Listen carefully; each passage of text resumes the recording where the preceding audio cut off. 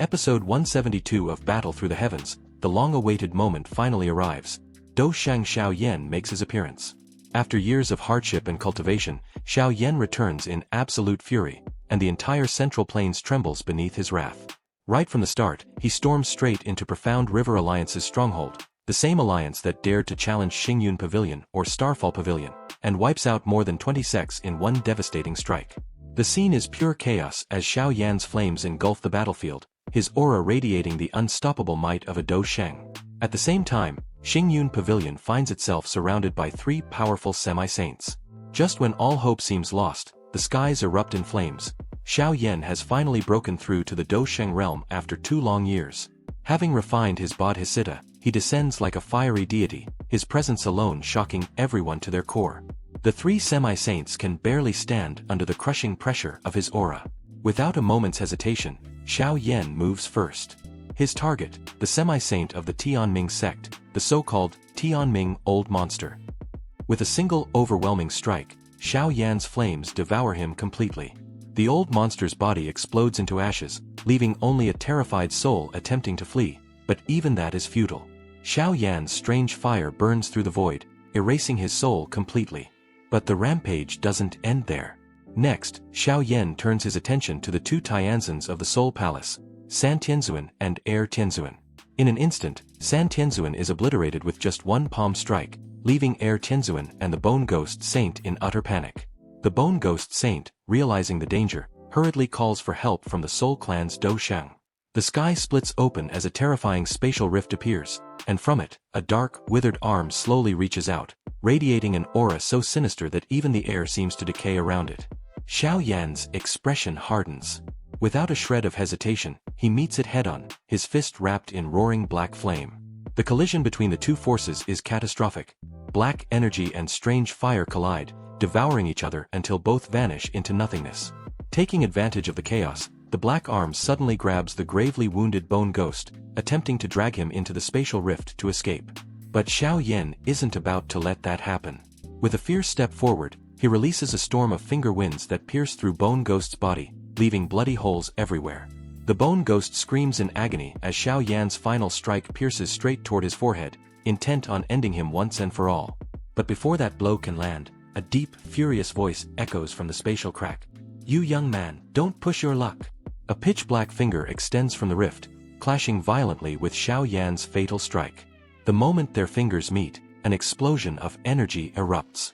The space within 100 feet collapses, shattering under the sheer destructive force. Even Xiao Yan is forced a few steps back before stabilizing himself. When he looks up again, he sees that the dark finger is now tinted purple-red, scorched by the searing heat of his strange fire. The mysterious arm quickly retreats, surrounded by dark mist, and the rift begins to close. Before vanishing, an icy, aged voice echoes out from within, acknowledging Xiao Yan's terrifying growth. From that brief exchange, Xiao Yan realizes the truth. The opponent he faced was at least a peak 1-star Dou Sheng, perhaps even stronger.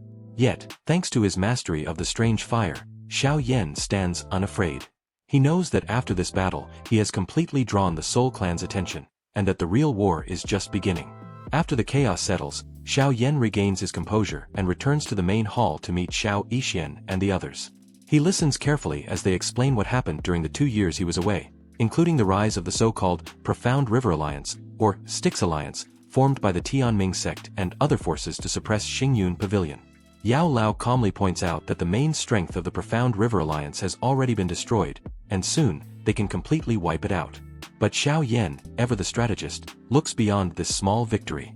He proposes something greater, to unite more forces and form a powerful alliance capable of truly standing against the Soul Clan. He suggests beginning with Pill Tower, or Danta. After all, the Soul Palace has long targeted alchemists to harvest their souls, creating deep hatred between the two factions. At this point, Yao Lao steps forward, revealing a shocking secret. He explains that the true strength of Pill Tower lies not in its outer ranks, but in a hidden inner organization known as the Small Pill Tower. Only those capable of refining 8th-grade pills that summon 7-colored pill lightning, and who possess immense spiritual power, can enter. Within this inner circle are countless powerful elders, many so ancient and skilled that even Yao Lao himself once bowed to them. In fact, Yao Lao was once a member of the Small Pill Tower, though he eventually left due to its rigid atmosphere. It's precisely because of this hidden inner power that the Soul Palace has never dared to attack Pill Tower openly. Yao Lao then reveals a buried tragedy. Years ago, a disciple of the small Pill Tower's Tower Master was exposed as a Soul Clan spy. That betrayal led to an ambush and the Tower Master's death, leaving a deep hatred within the hearts of the small Pill Tower. Because of that, Yao Lao believes they can definitely be persuaded to join Xiao Yan's cause. With Pill Tower's support, plus the Hua Sect and Fenyan Valley, both renowned across Zhongzhou, Xiao Yan's proposed alliance could finally bring together all those oppressed by the Soul Palace. As the discussion ends, Xiao Yan silently vows to complete the formation of this alliance before the birth of the legendary Pure Lotus Demon Flame. Without a united front, even as a newly ascended Dou Sheng, he knows he alone cannot yet stand against the Soul Clan's overwhelming might. The war between Xingyun Pavilion and the Mingyi League or Profound River Alliance quickly spread across all of Zhongzhou like wildfire. In just a few days, the name Xiao Yan once again echoed through every major sect, every tavern, and every marketplace. The legend of the young man who fought 3 semi-saints alone, killing 2 and gravely wounding 1, became the talk of the continent. Even more shocking was that he had forced a Soul Clan Dou Sheng to personally intervene. Such an unprecedented record left everyone trembling in awe. From that moment onward, no power in Zhongzhou dared to underestimate the rising star known as Xingyun Pavilion. Their rapid ascent, led by the newly ascended Dou Sheng Xiao Yan and his teacher Yao Lao, had already changed the balance of power in the Central Plains. But while Xingyun Pavilion basked in newfound glory, the same could not be said for the Mingyi League. The once mighty alliance fell into ruin. Their backbone, the Tianming sect, lost its only semi-saint, and nearly all the elite experts who joined the attack on Xingyun Pavilion were annihilated. Their collapse sent shockwaves through every allied faction. Panic spread rapidly, and soon, many smaller sects began scrambling to cut ties with the Mingyi League, fearing Xiao Yan's revenge. However, while others gossiped about the war, Xingyun Pavilion acted swiftly. Xiao Yan and Yao Lao personally led their forces on a massive counterattack. The Mingyi League, already fractured and demoralized, couldn't mount any meaningful resistance. Within days, the tides completely turned. Xingyun Pavilion stormed the Mingyi League's headquarters, the Tianming sect itself.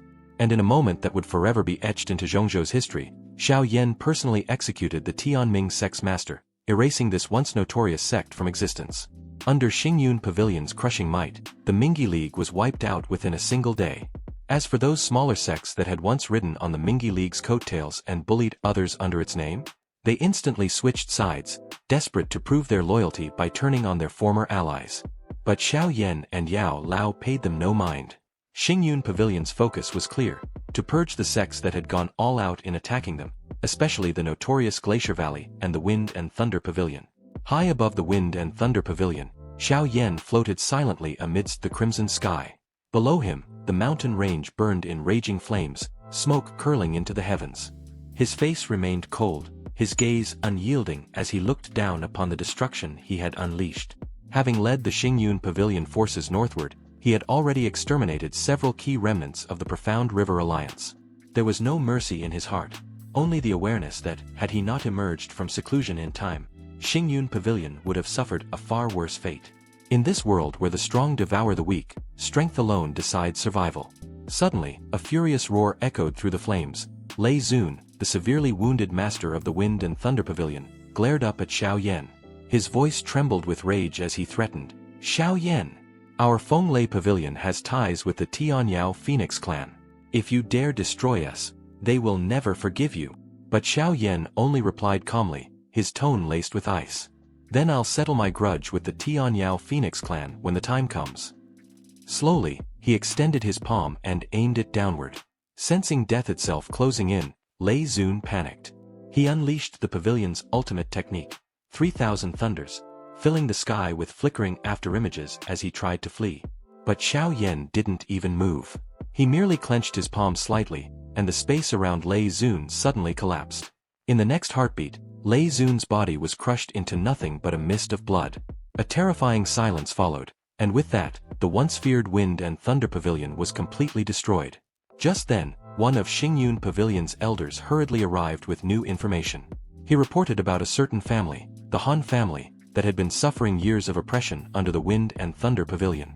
Their power had dwindled to a fraction of its former glory, reduced to a struggling second-rate clan in Tianming City. Hearing this, Xiao Yan fell silent. A trace of guilt flashed in his eyes. He immediately understood why the Han family had been targeted. It was because of their past connection to him. All these years, while he focused on cultivation and revenge, they had silently endured the consequences of his enemy's wrath. His voice softened as he asked if anyone had been sent to assist them.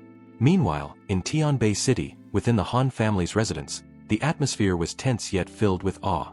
3 powerful elders had suddenly appeared out of nowhere, their presence alone forcing the intruders who had come to cause trouble to flee in terror.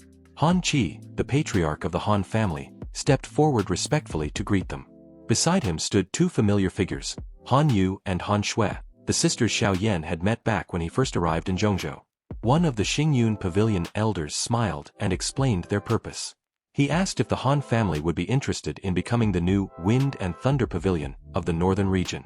At the mention of Xingyun Pavilion, everyone in the Han family froze in disbelief.